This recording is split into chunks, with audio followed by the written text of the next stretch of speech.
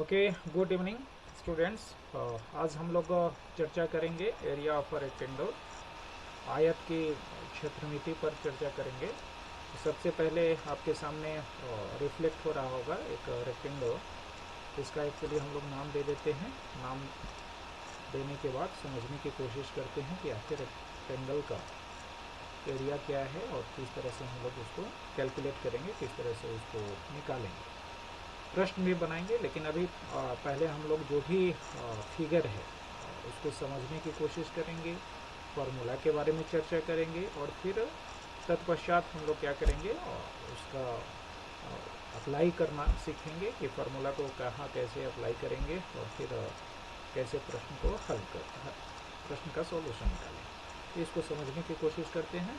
ये एक रेक्टेंगल है, रेक्टेंगल का नाम दे देते हैं ए बी सी और यहाँ पर हो गया ए बी। हमने कल चर्चा की थी, ये वर्टेक्स बोलेंगे इसको, और यहाँ एक एंगल होगा जो 90 डिग्री का होगा, यहाँ भी 90 होगा, यहाँ भी 90 डिग्री का एंगल होगा और यहाँ भी 90 डिग्री का एंगल होगा, यानी सारे एंगल्स सेम होंगे और 90 डिग्री के होंगे।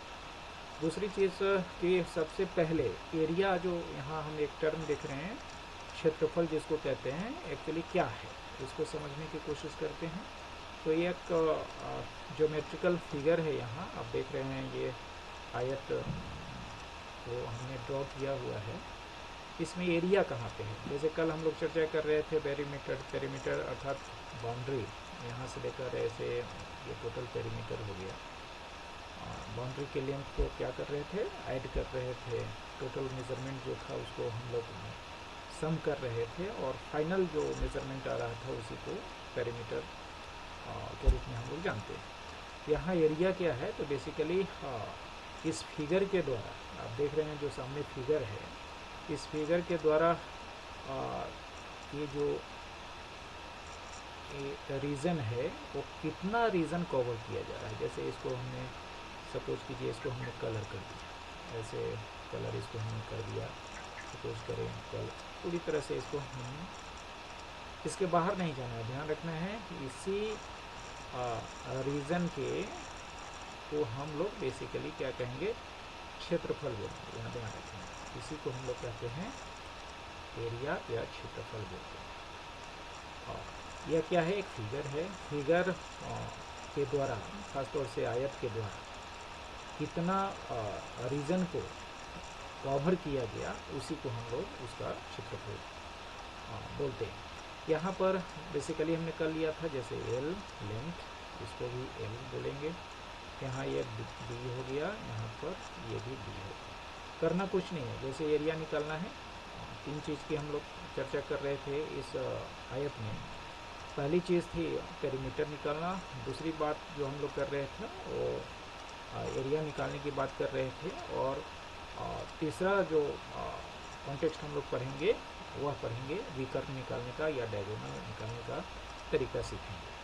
तो दूसरे नंबर में हम लोग आते हैं। अब एरिया को केवल हम ए लिख देते हैं, समझ लेना है कि या एरिया ही लिख देता हूँ यहाँ एरिया। एरिया कैसे निकालेंगे? तो कुछ नहीं करना है इसमें, लेंथ और इनटू ब्रेथ, ये और ये आप आपस में मल्टीप्लाई करके लिख सकते हैं। तो यहाँ पर एल इंटू बी, यहाँ एल का मतलब क्या हो गया, तो लेंथ हो गया, तो लेंथ यहाँ पर हम लोग लिख देते हैं, और इनटू ब्रेथ, ब्रेथ हो गया यहाँ पर। अब जो भी लेंथ का वैल्यू होगा, जो भी ब्रेथ का वैल्यू दिया होगा, जैसे सपोज करें कि लेंथ 5 सेंटीमीटर है और ब्रेथ 4 सेंटीमीटर है, तो इसको कुछ नहीं करना है। यहाँ लेंथ की जगह पे 5 सेंटीमीटर लिख देंगे और यहाँ पर ब्रेथ की जगह पे 4 सेंटीमीटर हम लोग यहाँ पर लिख देंगे। फाइनल हम लोग निकालेंगे, यह 20 हो गया, तो 20 सेंटीमीटर। और यहाँ लेकिन ध्यान रखेंगे, पेरीमीटर का यूनिट था, जैसे सेंटीमीटर लेते थे तो सेंटीमीटर में ही एडिशन के बाद आता था। यहाँ चूँकि आप मल्टीप्लाई कर रहे हैं सेंटीमीटर और इंटू सेंटीमीटर, तो इसलिए फाइनल जो इसका यूनिट होगा यूनिट स्क्वायर या centimetre square. Unit square it means what, actually metre में दिया होगा तो मीटर स्क्वायर, सेंटीमीटर में होगा तो सेंटीमीटर स्क्वायर, किलोमीटर में होगा तो किलोमीटर स्क्वायर। इसमें कोई समस्या नहीं है, कोई प्रॉब्लम नहीं है, तो ऐसे हम निकाल सकते हैं। नेक्स्ट वीडियो में हम लोग जानने की कोशिश करेंगे डायगोनल क्या है तो आइए मिलते हैं फिर डायगोनल पर चर्चा करेंगे नेक्स्ट क्लास में।